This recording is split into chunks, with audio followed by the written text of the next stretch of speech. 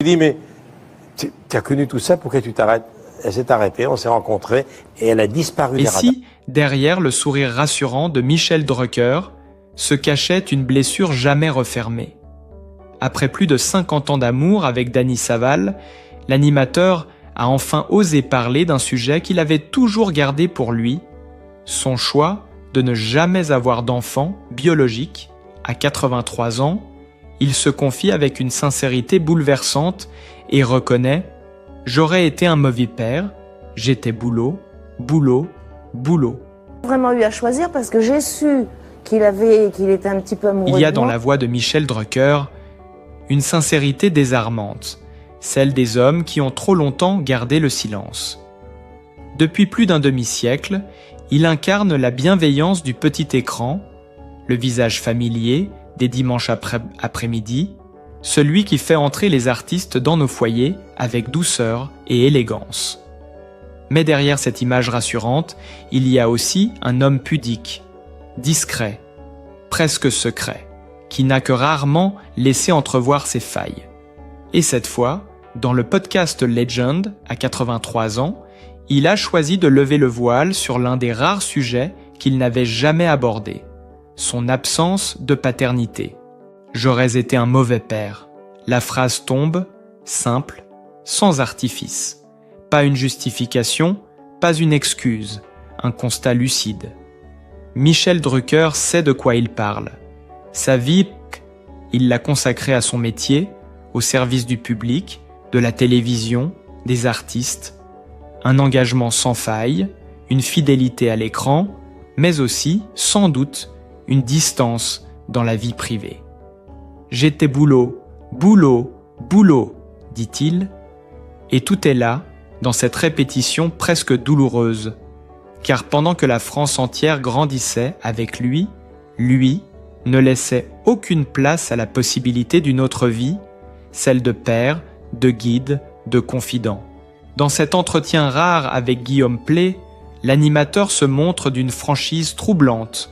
On sent que le sujet le touche profondément, qu'il ne s'agit pas d'un regret tardif, mais d'une réflexion mûrie, posée. « J'ai laissé tomber », dit-il simplement. Comme si la vie avait choisi pour lui. Comme si le succès, cette lumière qu'il a poursuivie toute sa carrière, avait eu un prix qu'il accepte aujourd'hui de nommer. À l'époque, rien ne semblait pouvoir l'arrêter. Les émissions s'enchaînaient, les projets aussi. Il était partout, à la radio, à la télévision, en tournée, sur les plateaux. La rigueur, la discipline, le perfectionnisme étaient ses maîtres mots. Michel Drucker vivait pour le travail sans jamais compter les heures. Une existence réglée, exigeante, qui laissait peu de place à l'imprévu et encore moins à la vie de famille. « Je n'aurais pas su m'arrêter », confie-t-il. « Je ne me serais pas occupé d'un enfant comme il l'aurait fallu. » Ces mots, prononcés sans détour, sonnent comme une confession intime, mais aussi comme un hommage silencieux à ceux qui, eux, ont su trouver cet équilibre qu'il n'a jamais maîtrisé. Et puis, il y a Dany Saval, sa compagne depuis plus de 50 ans. Une femme forte, indépendante, ancienne actrice, qui a su comprendre cet homme entièrement voué à son métier. Ensemble, ils ont construit une histoire solide, hors des tumultes du show business. Une histoire d'amour fondée sur la complicité et le respect mutuel. Avec Dany, on s'est trouvé. Elle avait déjà une fille, Stéphanie, que j'ai élevée comme la mienne, raconte-t-il. Cette phrase, presque anodine, en dit pourtant long. Car si Michel Drucker n'a pas eu d'enfant biologique, il a endossé un temps le rôle de beau-père, une expérience qui, selon ses propres mots, s'est très mal passée. Ça s'est très mal passé avec Stéphanie, admet-il avec une honnêteté rare. Pas de rancune, mais une douleur perceptible, celle d'un homme qui a voulu bien faire et qui n'a pas su trouver la bonne place. Il ne s'attarde pas sur les détails, sans doute par pudeur, mais ces mots suffisent à comprendre. Cette relation difficile, cette tentative de paternité manquée, l'a profondément marqué. Peut-être même a-t-elle définitivement scellé sa décision de ne pas devenir père ? J'ai compris que ce n'était pas pour moi, dit-il, sans amertume. J'aurais été un mauvais père parce que j'étais trop centré sur mon travail. Ce constat, il le prononce avec la sagesse de l'âge, mais aussi avec une émotion contenue. Il ne cherche pas à se dédouaner, ni à se réinventer. Il se décrit tel qu'il est, avec ses forces et ses manques. Et c'est sans doute cela qui touche le plus.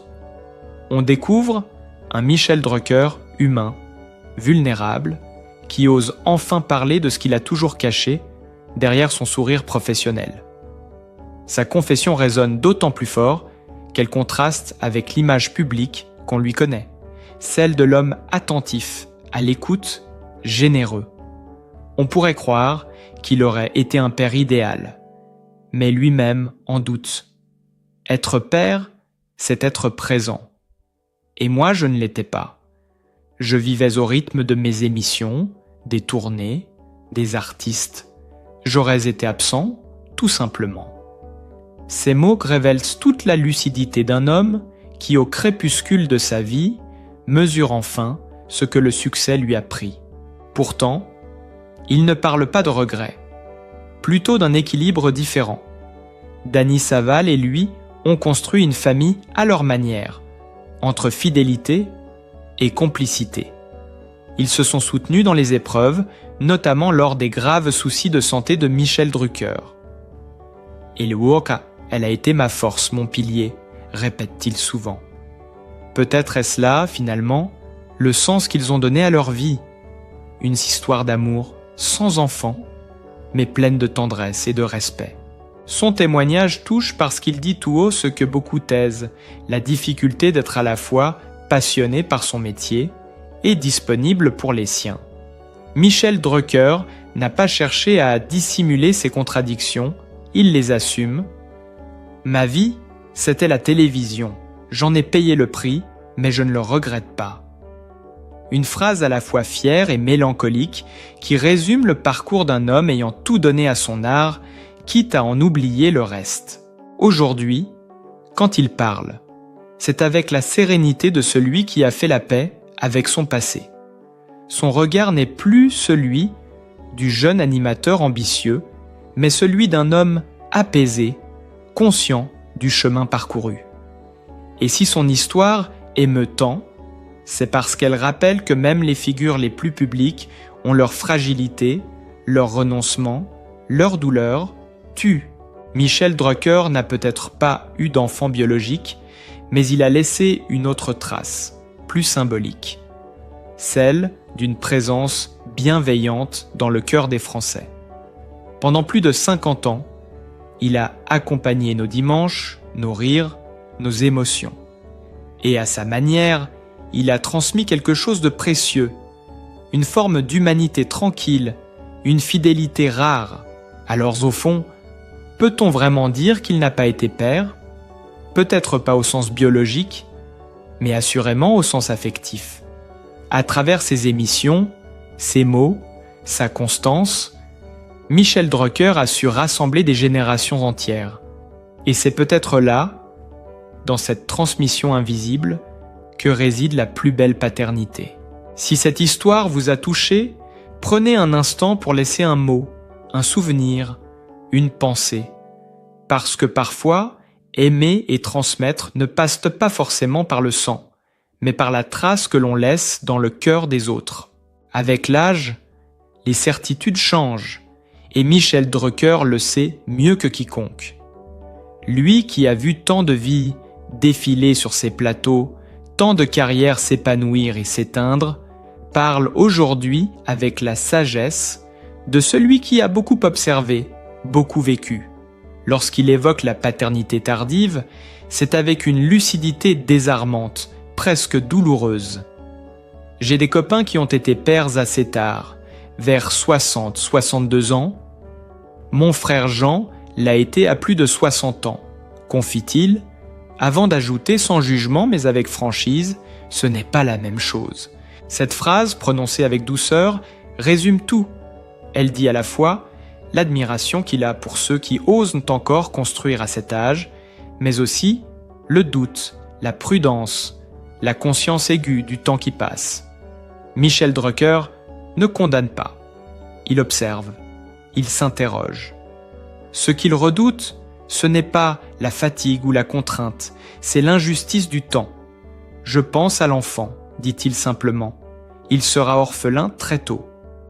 Derrière ces mots sobres se cache une immense tendresse, celle d'un homme qui, toute sa vie, a su se mettre à la place des autres. À plus de 80 ans, il parle avec la sagesse d'un homme qui a mesuré le poids des années et les limites du corps. Il ne cherche pas à se donner raison, mais à dire ce qu'il ressent profondément. Il a vu, autour de lui, des amis devenir pères sur le tard, pleins de joie, de fierté, mais aussi d'inquiétude. Il sait que la vie n'accorde pas toujours le temps nécessaire pour voir grandir un enfant, pour l'accompagner dans les étapes de l'existence. Ce n'est pas la même chose, répète-t-il, presque pour se convaincre que son choix, aussi radical soit-il, était sans doute le plus juste pour lui. Et puis, il y a cette phrase, prononcée avec une pointe d'humour, mais qui sonne comme une vérité simple et définitive. Faire des enfants, c'est une chose, mais s'en occuper, t'es parti pour toute une vie, tu prends perpète. Une façon druckerienne d'aborder un sujet grave, avec ce mélange de lucidité et de légèreté qui le caractérise. Car derrière le trait d'esprit, il y a une réelle réflexion sur la responsabilité. Pour lui, être père, ce n'est pas un geste symbolique ou un élan d'amour ponctuel, c'est un engagement total, une présence continue, une promesse qu'il ne se sentait pas capable d'honorer pleinement. Cette exigence, il l'a toujours eue envers lui-même. Dans son métier, comme dans sa vie, Michel Drucker n'a jamais fait les choses à moitié. S'il avait choisi d'être père, il aurait voulu l'être entièrement, sans compromis. Mais il sait que son métier, son rythme, ses ambitions l'auraient empêché d'offrir à un enfant ce qu'il estime essentiel, le temps, la disponibilité, l'écoute, et plutôt que de s'inventer un rôle qu'il n'aurait pas su jouer, il a préféré renoncer. Cette confession, loin de susciter le jugement, touche par sa sincérité. On y perçoit un mélange de sagesse et de regret, de sérénité et de mélancolie. Michel Drucker n'est pas dans le remords, il est dans la lucidité. Il sait que chaque choix a son prix et que le sien a été de consacrer sa vie aux autres. À travers l'écran, d'une certaine façon, il a enfanté différemment des carrières, des talents, des souvenirs partagés avec des millions de téléspectateurs. Lorsqu'il parle de ses pères tardifs, on devine une tendresse mêlée de crainte. Il admire leur courage, leur foi en la vie, mais il s'inquiète aussi pour ces enfants qui grandiront vite, peut-être trop vite, sans leur père. C'est un sujet qu'il aborde sans détour, mais toujours avec respect. « Je pense à l'enfant », répète-t-il, comme un leitmotiv. Cette phrase, presque anodine, révèle toute la profondeur de son humanité, car si Michel Drucker n'a pas connu la paternité biologique, il en a compris l'essence, le don de soi. Et c'est peut-être pour cela que ces mots résonnent si fort. Ils viennent d'un homme qui, toute sa vie, a donné, a transmis, a veillé sur les autres. Il a accompagné des générations de Français, a vu grandir des artistes, a tendu la main à ceux qui doutaient. Il a été, sans le vouloir, une figure rassurante, presque paternelle pour le public. Aujourd'hui, quand il parle d'âge, de transmission, de filiation, ce n'est pas avec amertume, mais avec une forme de paix. Il sait que le temps qui lui reste, il le consacre encore à ce qu'il aime. Le travail, la rencontre, la parole. Et dans cette fidélité à lui-même, il y a une forme de cohérence rare. Michel Drucker n'a jamais voulu jouer un rôle qu'il ne pouvait pas tenir. Il a préféré être un homme entier, honnête, lucide jusqu'au bout. Ces mots sur la paternité tardive, sur la fragilité du temps, résonnent comme une leçon de vie adressée à tous ceux qui, à un âge avancé, hésitent entre rêve et raison. Faire des enfants, c'est une chose, mais s'en occuper, c'est pour toujours. Derrière cette phrase, il n'y a ni morale, ni regret, seulement l'immense tendresse d'un homme conscient que l'amour ne se mesure pas à la généalogie, mais à la sincérité du cœur. Il y a des confidences qui brisent le vernis des années et révèlent l'intimité d'une vie qu'on croyait paisible. Michel Drucker, d'ordinaire si réservé, a surpris en évoquant non seulement son propre rapport à la paternité, mais aussi celui, plus profond encore, qui le lie à son épouse, Dany Saval. Derrière les sourires complices et l'image d'un couple solide, il y a eu des épreuves, des blessures, des douleurs qu'ils ont portées à deux, en silence, loin des caméras. « J'ai une pensée pour Dany », dit-il dans le podcast Legend, la voix plus lente, plus grave. À ce moment précis, ce n'est plus le professionnel infatigable, Bouéjin, qui parle, mais le mari, l'homme conscient des cicatrices laissées par le passé. Il se souvient d'un épisode douloureux, souvent passé sous silence. La naissance de Stéphanie, la fille que Dany a eue d'une union précédente. Elle a beaucoup souffert lorsqu'elle a eu Stéphanie, ça s'est très mal passé. Je savais qu'avoir un second enfant serait très compliqué. Dans sa voix, une pudeur immense. Cette phrase, courte mais lourde de sens, éclaire d'un jour nouveau la décision qu'ils ont prise ensemble, celle de ne pas avoir d'enfant biologique. À travers ces mots, on devine la trace d'un traumatisme, celui d'une jeune femme marquée à vie par un accouchement difficile. Dany Saval, actrice populaire des années 60, symbole de légèreté et de charme, a connu, derrière les projecteurs, la douleur d'une maternité compliquée, éprouvante, peut-être dangereuse. Michel Drucker, qui partage sa vie depuis plus d'un demi-siècle, n'a jamais oublié ce qu'elle a enduré. Ce souvenir, dit-il, a pesé lourd dans la balance. Il ne s'agissait pas d'un simple choix de confort ou d'une décision liée à sa carrière, mais d'une conviction profonde, ne pas imposer à celle qu'il aimait le risque de revivre une telle souffrance. Et c'est là qu'apparaît toute la complexité de Michel Drucker.